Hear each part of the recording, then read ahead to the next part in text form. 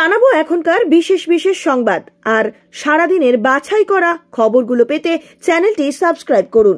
শুরুতেই হেডলাইন্স। ফের কেঁচো খুঁড়তে বেরোলো কেউটে। জিটিএতে ৩১৩ বেআইনি শিক্ষক নিয়োগে সিআইডি তদন্তের নির্দেশ। রাজ্য পুলিশে ভরসা নেই, সিঙ্গেল বেঞ্চের রায়কে চ্যালেঞ্জ করে ডিভিশন বেঞ্চে ইডি।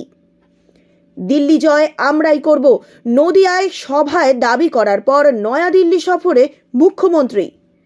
রেল প্রকল্প নিয়ে কোনো সহযোগিতা পায় না, মমতা সরকারের বিরুদ্ধে অভিযোগ রেলমন্ত্রীর। মানুষের ভোটে মহুয়া আবার জিতবে, কৃষ্ণনগরে টিকিট কনফার্ম করলেন মুখ্যমন্ত্রী। অন্তঃসার শূন্য বাজেট, কেন্দ্রীয় সরকারের চরম সমালোচনা করলেন কুণাল ঘোষ। মাধ্যমিকের জন্য ছাত্রছাত্রী ও অভিভাবকদের যাতায়াত সুগম করতে বিশেষ ব্যবস্থা পরিবহন দপ্তরের। কেন্দ্রের অন্তর্বর্তী বাজেটকে স্বাগত জানালেন শিল্পপতিরা ও রাজ্যের বণিক সভা। কেন্দ্রীয় বঞ্চনার অভিযোগ তুলে শুক্রবার ধর্নায় বসতে চলেছেন পশ্চিমবঙ্গের মুখ্যমন্ত্রী মমতা বন্দ্যোপাধ্যায়। আর ঠিক তার আগের দিন পশ্চিমবঙ্গের তৃণমূল পরিচালিত রাজ্য সরকারের বিরুদ্ধে অসহযোগিতার মারাত্মক অভিযোগ তুললেন রেলমন্ত্রী অশ্বিনী বৈষ্ণব। বৃহস্পতিবার নির্মলা সীতারামনের পেশ করা অন্তর্বর্তীকালীন বাজেট নিয়ে এক সাংবাদিক বৈঠকে তিনি বলেন, কেন্দ্র অর্থ বরাদ্দ বাড়ালেও রেল প্রকল্প নিয়ে পশ্চিমবঙ্গ সরকারের সাড়া পাওয়া যায় না। এদিন অশ্বিনী বৈষ্ণব বলেন, 2014 সালের বাজেটে পশ্চিমবঙ্গের রেলের জন্য মোট 4,380 কোটি টাকা বরাদ্দ করা হয়েছিল। সেখানে এবার রাজ্যটির জন্য 13,810 কোটি টাকা বরাদ্দ হয়েছে। অর্থাৎ 10 বছরে পশ্চিমবঙ্গের জন্য বরাদ্দ প্রায় 3 গুণ বাড়িয়েছে নরেন্দ্র মোদী সরকার। এরপরই পশ্চিমবঙ্গের মমতা সরকারের বিরুদ্ধে বিস্ফোরক অভিযোগ তোলেন অশ্বিনী বৈষ্ণব। তিনি বলেন, দুর্ভাগ্যজনকভাবে রেলের প্রকল্পগুলিতে রাজ্য সরকারের কোনো উৎসাহই নেই। রাজ্য সরকারকে অনেক চিঠি লিখেছি, আধিকারিক স্তরে লাগাতার বিষয়টিতে নজরদারি চলে, কিন্তু দুর্ভাগ্যজনকভাবে যে সহযোগিতা চাই তা পাওয়া যায় না। জীবনের প্রথম বড় পরীক্ষায় বসতে চলেছেন পশ্চিমবঙ্গের মাধ্যমিকে অংশগ্রহণকারী ছাত্রছাত্রীরা। তাদের পরীক্ষার কারণে উৎকণ্ঠায় থাকেন অভিভাবকরা। ছাত্রছাত্রী এবং অভিভাবকদের মাধ্যমিক পরীক্ষা কেন্দ্রে যাতায়াত সুগম করতে একগুচ্ছ উদ্যোগ নিল পরিবহন দপ্তর। 2 থেকে 12 ফেব্রুয়ারি রাজ্য জুড়ে চলবে মাধ্যমিক পরীক্ষা। এই সময়ে বিশেষ দায়িত্ব নিয়ে দপ্তরগুলিকে কাজ করতে বলেছেন পরিবহন মন্ত্রী স্নেহাশিস চক্রবর্তী। এবছর লিখিত পরীক্ষা ঘন্টা 2 এগিয়ে এসেছে। এবছরের মাধ্যমিক পরীক্ষা শুরু সকাল 9:45 রাজ্য জুড়ে লক্ষ লক্ষ পরীক্ষার্থী ও অভিভাবকেরা যাতে সহজে পরীক্ষা কেন্দ্রে পৌঁছতে পারেন তার জন্য নেওয়া প্রস্তুতি ইতিমধ্যেই শেষ হয়ে গিয়েছে বলে পরিবহন দপ্তরের সূত্রে খবর রয়েছে। বাস, ট্রেন, মেট্রো, ফেরি, ভেসেল পরিষেবাগুলি সচল রাখার নির্দেশ চলে গিয়েছে জেলা পরিবহন আধিকারিকদের কাছে। লোকসভা ভোট যত এগিয়ে আসছে, তৃণমূলের ঘাড়ে তত যেন ভূতের মতন চেপে বসছে দুর্নীতির অভিযোগ। এর আগে শিক্ষক নিয়োগ দুর্নীতির তদন্তে নেমে পুরো নিয়োগ দুর্নীতির হদিশ পেয়েছিল সিবিআই, ইডি। এবার মুর্শিদাবাদের গোটা হাই স্কুলে নিয়োগ দুর্নীতির তদন্তে নেমে জিটিএতে শিক্ষক নিয়োগ ব্যাপক দুর্নীতির সন্ধান পেল তারা। আর তাতে নাম জড়ালো জেলবন্দি মন্ত্রী জ্যোতিপ্রিয় মল্লিক ও 3 জন যুব তৃণমূল নেতার। অভিযোগ অস্বীকার করেছেন তাদের মধ্যে 2 জন। অভিযোগ, এক জিটিএ কর্তার সঙ্গে যোগ সাজগ করে জিটিএতে 313 জনকে বেআইনিভাবে শিক্ষক পদে নিয়োগ করেছেন 5 তৃণমূল নেতা। অভিযোগ উঠেছে পার্থ চট্টোপাধ্যায়, তৃণমূল ছাত্র পরিষদের সভাপতি তৃণাঙ্কুর ভট্টাচার্য, সহসভাপতি প্রান্তিক চক্রবর্তী ও হাবড়া পুরসভার জ্যোতিপ্রিয় ঘনিষ্ঠ কাউন্সিলর বুবাই বোস ও আরও এক শীর্ষ তৃণমূল নেতার বিরুদ্ধে। আদালতে ইডি জানিয়েছে, গোটা হাই স্কুলে নিয়োগ দুর্নীতির তদন্ত করতে নেমে একটি চিঠি তাদের হাতে আসে। সেই চিঠি থেকেই তারা জিটিএতে নিয়োগ দুর্নীতির কথা জানতে পারেন। চিঠিতে তৃণমূলের ছাত্র পরিষদ নেতা প্রান্তিক চক্রবর্তী ও এক জিটিএ কর্তার ফোন নম্বর পাওয়া যায়। তাদের মধ্যে কথোপকথন থেকে জানা যায়, জিটিএতে 313টি পদে তৃণমূল নেতাদের সুপারিশের ভিত্তিতে নিয়োগ করা হয়েছে। এই দুর্নীতিতে তৃণাঙ্কুর ও বুবাই বসু যুক্ত বলে আদালতে জানিয়েছে ইডি।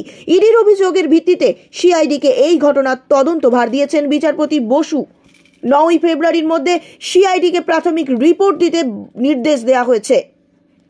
ইডি আধিকারিকদের ওপর হামলার ঘটনায় তদন্ত থেকে রাজ্য পুলিশকে বাদ দেওয়ার আবেদন জানিয়ে কলকাতা হাইকোর্টের প্রধান বিচারপতির ডিভিশন বেঞ্চের দ্বারস্থ হল ইডি।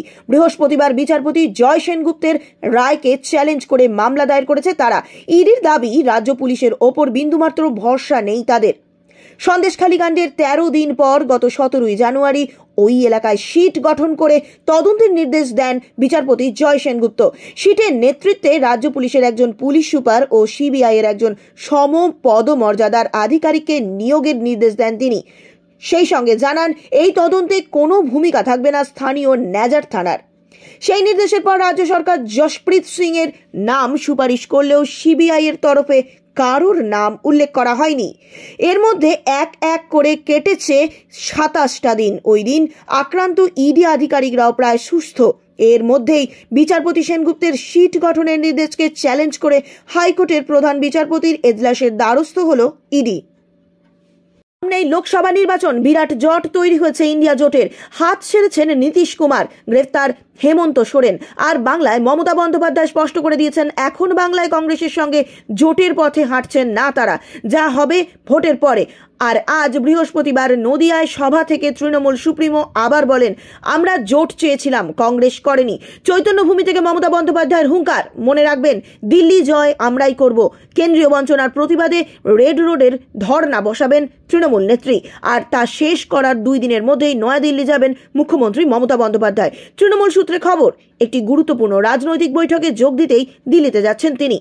এদিকে বাংলার বকেয়া পাওনার দাবিতে শুক্রবার কলকাতার রেড রোডে ধর্নায় বসবেন মুখ্যমন্ত্রী মমতা বন্দ্যোপাধ্যায়। সূত্রের খবর, 3 দিন পর সোমবার অথবা মঙ্গলবার নয়াদিল্লি সফরে যেতে পারেন মুখ্যমন্ত্রী। লোকসভা নির্বাচনের প্রাক্কালে আজ বৃহস্পতিবার শেষ কেন্দ্রীয় সরকারের বাজেট পেশ করা হলো, যা নিয়ে চরম কটাক্ষ করল Trinamool Congress. Vote on account নিয়ে মোটেই খুশি নয় তারা এবং দেশবাসী, এটাই উল্লেখ করা হয়েছে। আয়কর কাঠামোয় কোনো পরিবর্তন করা হয়নি। খুচরো বিক্রেতাদের আয়করের ঊর্ধ্বসীমা 2 কোটি থেকে 3 কোটি করা হয়েছে। ধর্মীয় পর্যটন কেন্দ্র গড়ে তোলার কথা বলে নজর ঘুরিয়ে দেওয়ার চেষ্টা করা হচ্ছে বলে অভিযোগ। তাই এই বাজেটে কোনো জনকল্যাণমুখী দিশা নেই বলেই সমালোচনা শুরু করা হয়েছে। এদিকে বাজেট পেশ করার পরই সমালোচনার বাণ আসতে শুরু করেছে। তৃণমূল কংগ্রেসের আইটি সেলের ইনচার্জ তথা যুবনেতা দেবাংশু ভট্টাচার্য বলেন, আমরা শুধু সেরার আশা করেছিলাম, ফির হোগি পয়সা কি হেরাফেরি। দেশের শিক্ষা ব্যবস্থায় বাজেট বরাদ্দ বৃদ্ধি পায়নি, যা নিয়ে সমালোচনা করেন রাজ্যের শিক্ষামন্ত্রী ব্রাত্য বসু। ব্রাত্যের কথায়, প্রধানমন্ত্রী, আপনি কি ভারতের শিক্ষা সংকট সম্পর্কে সচেতন? স্কুল শিক্ষার জন্য 2023-24 অর্থবর্ষের বাজেট করা হয়েছে, কোনো বৃদ্ধি নেই। এরপরেও আপনি অন্যদের অনুশোচনা হওয়ায় ব্যাপারে ধৃষ্টতা দেখাচ্ছেন, এটা লজ্জাজনক। এই বাজেট অবশ্য বিকশিত এবং মিষ্টি বলে ব্যাখ্যা করেন প্রধানমন্ত্রী। রাজ্যে বিরোধী দলের মুখে বাজেট নিয়ে সমালোচনা শোনা গেলেও কেন্দ্রের অন্তর্বর্তী বাজেটকে স্বাগত জানিয়েছেন পশ্চিমবঙ্গের বণিক সভা ও শিল্পপতিরা। কেউ বা জানিয়েছেন এর মধ্যে দিয়ে আত্মনির্ভর ভারতকে এগিয়ে নিয়ে যাওয়া হচ্ছে, আবার কেউ জানিয়েছেন মধ্যবিত্তের বা বিশেষ করে তাদের আবাসনের ক্ষেত্রে প্রশংসনীয় পদক্ষেপ নেওয়া হয়েছে এই বাজেটে। বিশিষ্ট শিল্পপতি এবং অম্বুজা নেওটিয়া গ্রুপের চেয়ারপারসন হর্ষবর্ধন নেওটিয়া জানিয়েছেন, যে দৃষ্টি দিয়ে বাজেট গড়া হয়েছে তার বা বিশেষত মধ্যবিত্তদের আবাসনের ক্ষেত্রে প্রশংসনীয় পদক্ষেপের জন্য আমি বাজেটের প্রশংসা করছি। বাজেট প্রসঙ্গে বন্ধন ব্যাংকের এমডি এবং সিইও চন্দ্রশেখর ঘোষ জানিয়েছেন, আবাসন শিল্পে গুরুত্বের জন্য উন্নতি হবে সিমেন্ট, রং, ইস্পাত সহ এই সংক্রান্ত অন্যান্য ক্ষেত্রগুলিতে। একই সঙ্গে মহিলাদের ক্ষমতায়নে গুরুত্ব দেওয়ার জন্য অর্থনৈতিক উন্নতিও বৃদ্ধি পাবে। বণিক সভা Bengal chair of commerce and industries অর্থাৎ BCCI এর প্রেসিডেন্ট ডেজিগনেট অর্ণব বসু জানিয়েছেন, অন্তর্বর্তী এই বাজেট সরকারের আত্মনির্ভর ভারত নামে যে উন্নয়নমুখী প্রকল্পগুলি আছে তাকে আরও এগিয়ে নিয়ে যাবে।